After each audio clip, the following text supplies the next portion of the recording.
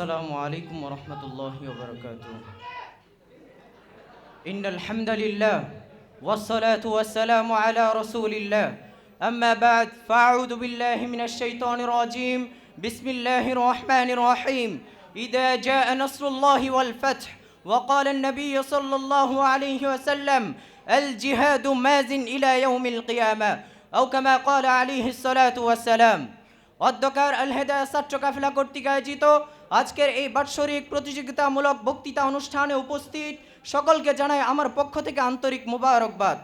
আজকে আমাকে যে আলোচ্য বিষয়টি নির্ধারণ করে দেওয়া হয়েছে তা হলো বিজয় দিবস ও ইসলাম।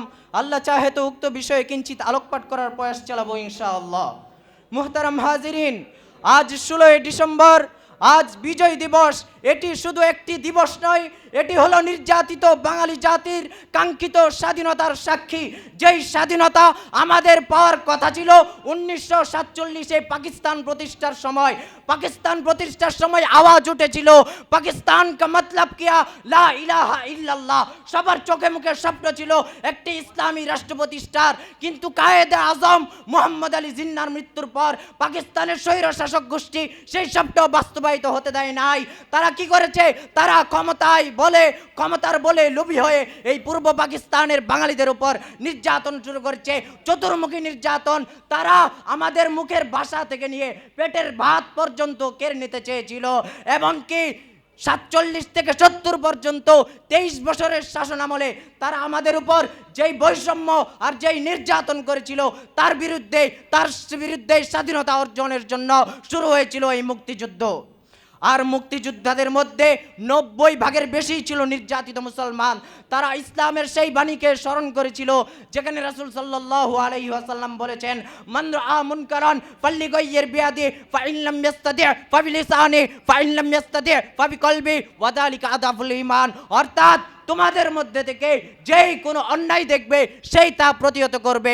সুতরাং অন্যায়কে প্রতিহত করার জন্য 71-এ বাংলার লাখো লাখো মুক্তিযোদ্ধা সেই মুক্তিযুদ্ধে ঝাঁপিয়ে পড়েছিল, এবং কি দীর্ঘ 9 মাস রক্তক্ষয়ী যুদ্ধের পর এই কাঙ্ক্ষিত মহান বিজয় আমরা অর্জন করেছিলাম।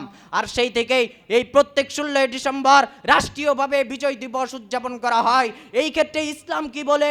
ইসলাম বিজয় দিবস উদযাপনে কোন প্রকার নিষেধাজ্ঞা আরোপ করেনি, বরঞ্চ ইসলাম এমন এক ঐতিহাসিক পন্থা বাতলিয়ে দিয়েছে যেই পন্থা আজ পর্যন্ত কেউ বাতলায়নি। সূরাতুন নাসরের মধ্যে আল্লাহ পাক ইরশাদ করেন, ফাসাব্বিহ বিহামদি রাব্বিকা ওয়াস্তাগফির। অর্থাৎ তোমরা বিজয়ের খুশিতে আল্লাহ তাআলার শুকরিয়া আদায় করো, আল্লাহ তাআলার নিকট ক্ষমা প্রার্থনা করো।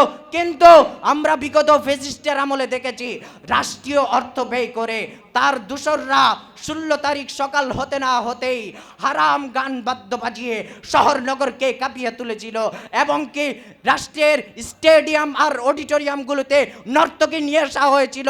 আমরা দেখেছি স্বাধীনতার সুবর্ণ জয়ন্তীতে ভারতের কসাই মোদিকে দেশে এনে মন্দিরগুলোকে ফুল দিয়ে সাজানো হয়েছিল, আর আমার মসজিদগুলোকে তারা রক্তাক্ত করেছিল।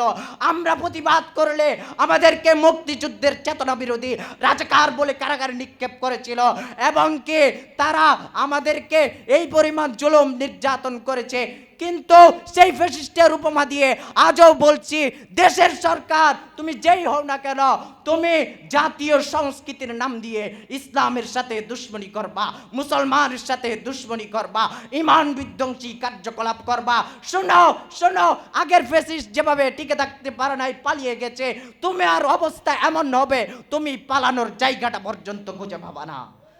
মুহতারাম হাজিরিন, কথা এটাই না, কথা হচ্ছে বিজয় আনা যত কঠিন, বিজয় রক্ষা করা তার চেয়ে বেশি কঠিন। কিন্তু দুঃখের বিষয় হলো আমরা বিজয় আনার পূর্বেই হারিয়ে ফেলেছি।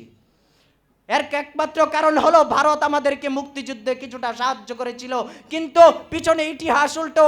দেশ স্বাধীন হওয়ার পর ঢাকা, চট্টগ্রাম, খুলনা, ক্যান্টনমেন্ট সহ বিভিন্ন শিল্প এলাকায় এই ভারতীয়রা লুটতারাজ করে আমার বাংলার প্রায় $2.2 বিলিয়ন সম্পদ তারা ভারতে নিয়ে গেছে, যা কলকাতার লেখক সুনীল বন্দ্যোপাধ্যায়ের পূর্ব পশ্চিম বইয়ের মধ্যে পাওয়া যায়। সে বলে যে ভারতীয় সৈন্যরা বাংলাদেশ থেকে এই পরিমাণ বিদেশি জিনিস পেয়েছে যে ভারতীয়রা আগে কখনো দেখেনি। শুধু তাই নয়, দেশ স্বাধীন হওয়ার পরে 7 সিস্টার্সের সাথে সংযোগ রাখার জন্য তারা বাংলাদেশকে বিনা ট্যাক্সে ট্রানজিট হিসেবে ব্যবহার করা শুরু করে। শুধু তাই নয়, যেখানে পৃথিবীর 86% ইলিশ বাংলাদেশে উৎপাদিত হয়, সেখানে আমার প্লেটে ইলিশ থাকে না, আমার ইলিশ তারা নিয়ে গেছে। এখন আমাদের কাছে ইলিশ খাওয়া রূপকথার মতো হয়ে গেছে। শুধু তাই নয়, দেশ স্বাধীন হওয়ার পর আমার বোন ফেলানির মতো লাখ লাখ বাঙালিকে, শত শত বাঙালিকে তারা সীমান্তে নির্মমভাবে হত্যা করেছে। মুহতারাম হাজিরিন, এসব বিষয় চিন্তা করলে যদি আমরা মনে করি যে আমরা এখনো স্বাধীন, আমরা এখনো বিজয়ী, এটা আমাদের বোকামির পরিচয় ছাড়া কিছুই হবে না। মুহতারাম হাজিরিন, সুতরাং অন্তর্বর্তীকালীন সরকারকে বলবো, যদি আপনি দেশ ও জাতির বিজয়কে অক্ষুণ্ণ রাখতে চান, তাহলে ভারতের সাথে আমাদের সম্পর্কের নীতি নির্ধারণ করুন। আর যদি আপনি সাহস না পান, তাহলে আপনাকে গাজওয়াতুল হিন্দের সুসংবাদ শুনিয়ে দিচ্ছি। গাজওয়াতুল হিন্দ অতি শীঘ্রই সংগঠিত হয়ে যাবে। আমরা জিহাদে বেরিয়ে পড়ব। প্রয়োজন হলে আমি শহীদ হয়ে যাব, আমার দেহ ছিন্ন ভিন্ন হয়ে যাবে। তবু যেই জুলুম তারা আমাদের প্রতি করেছে, প্রত্যেকটা জুলুমের দাঁত ভাঙা জবাব দিয়ে আবার বিজয় চিনিয়ে আনবো, আবার বিজয় চিনিয়ে আনবো ইনশাআল্লাহ। নাসরুম মিনাল্লাহি ওয়া ফাতহুন করিব ওয়া বাশশিরিল মুমিনিন। আসসালামু আলাইকুম ওয়া রাহমাতুল্লাহি ওয়া বারাকাতুহু।